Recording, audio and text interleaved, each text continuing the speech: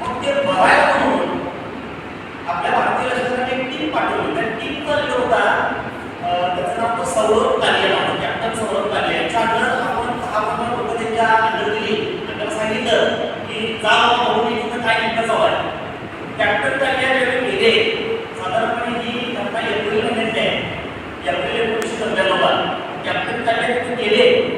गेल्यानंतर त्यांना कळलं की आपल्याला जे एक्सपेक्टेड आहे की 10-15 लोक असतील आपल्याला कुठून पडत तिथं गेल्यानंतर त्यांना पकडण्यात आलं. कारण ऑलरेडी 3-4 लोक होती प्रत्येक चौकीमध्ये असं असलेले, म्हणजे पाकिस्तानचं सैन्य होतं. मग त्या कॅप्टन कालियाला पकडण्यात आलं. त्याचं एवढं त्या खातपणाचा हाल करून आणण्यात आला, डोळं काढण्यात आले, कान कापण्यात आले, क्रिकेट फुटण्यात आले. म्हणजे अमानुषपणाचा कळस पाकिस्तान त्यावेळी केला. 10-15 दिवस आपण टीम पाठवल्यानंतर परत यायला तयार नाही असं म्हटल्यानंतर आपल्या लक्षात आलं की काहीतरी प्रॉब्लेम आहे, काहीतरी तिथं झालंय.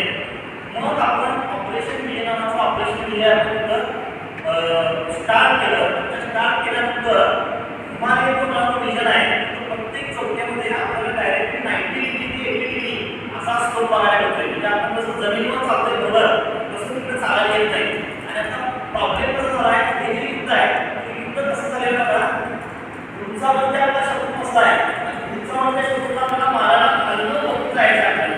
म्हणजे कुठे भयानक असं हे परिस्थिती निर्माण झाली. पण भारतीय लष्करानं आपल्या प्रयत्नांची पराकाष्ठा केली. भारतीय लष्करानं प्राणपणाचा लढा दिला. त्यामध्ये कॅप्टन विक्रम बत्रा असतील, त्यानंतर दुसरे कॅप्टन वर्मा म्हणून होते जे गोरखा रेजिमेंटचे होते. त्यांनी तर त्यांच्या पायाला गोळ्या लागलेल्या असताना तिथं डायरेक्टली जाऊन भरपूर प्रमाणावर त्यांनी युद्ध केलं सुद्धा जाऊन. त्याच म्हटलं की बाबा मी जायच्या वेळी 3-4 जणांना पाठवतो बघूया असं नाही.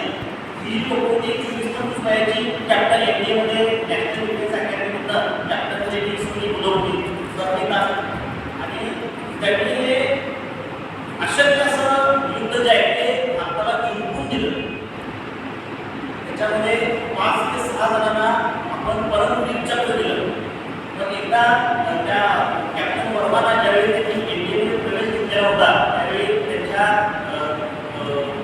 जे सिनियर होते त्यांनी त्याला विचारलं काय इंटरव्ह्यू की तुला या सैन्यात काय यायचं आहे. तर कॅप्टन वर्माने त्यावेळी सांगितलं की सर मला परमवीर चक्र जिंकायला मला सैन्यात प्रवेश पाहिजे. म्हणजे दुर्दैव इच्छाशक्ती देशप्रेम होत असलेलं त्यांचं असं एक अक्षी असं हे व्यक्तिमत्व होतं.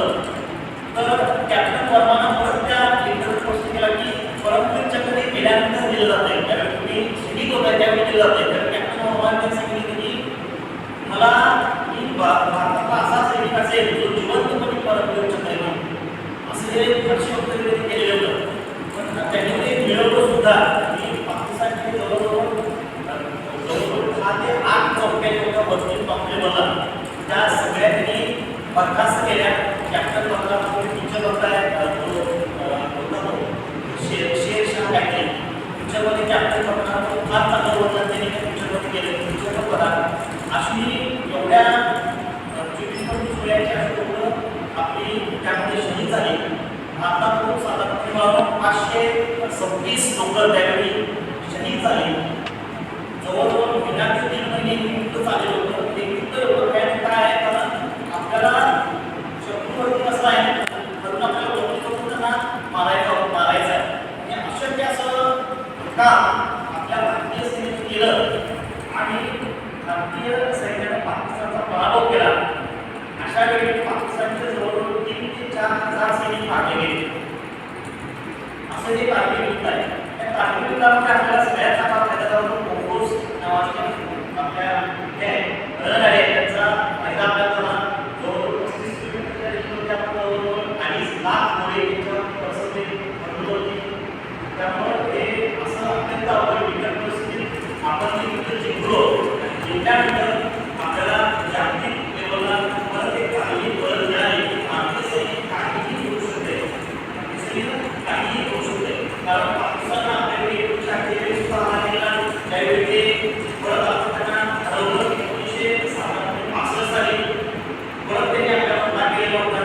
काँग्रेसला बरखास्त भाषण करावानुसार आणि 1971 भारताचा ज्यावेळी त्यावेळी त्यांनी पाकिस्तानपासून बांगलादेश सोडून त्यांना परत हलवलं होतं. तिथे जवळजवळ 3 ते 4 वेळा आपली खरे पाकिस्तान अजूनही इथं बसत नाही. अजूनही आपल्याला पहिल्यामध्ये परत तुला आपणच ऑपरेशन सिंधू त्यामुळं आपल्याला काय असं सजग करायला लागतं. मग सजग म्हणजे आपण सगळे सजग विद्यार्थी तुमच्याकडून काय अपेक्षा आहे देशासाठी प्राणपणानं करणारे जे सैनिक आहेत ते करतायत. तुमचं काय काम आहे तुम्ही चांगले इंजिनिअरिंग काहीतरी इंजिनिअरिंगचं ॲप्लिकेशन करून देशापेक्षा आपण तुम्हाला सुधारायचा प्रयत्न केला पाहिजे. तुमची पूर्ण सेवा जे सेवा देश हे प्रत्येक तुम्हाला मिळूनच बनतं.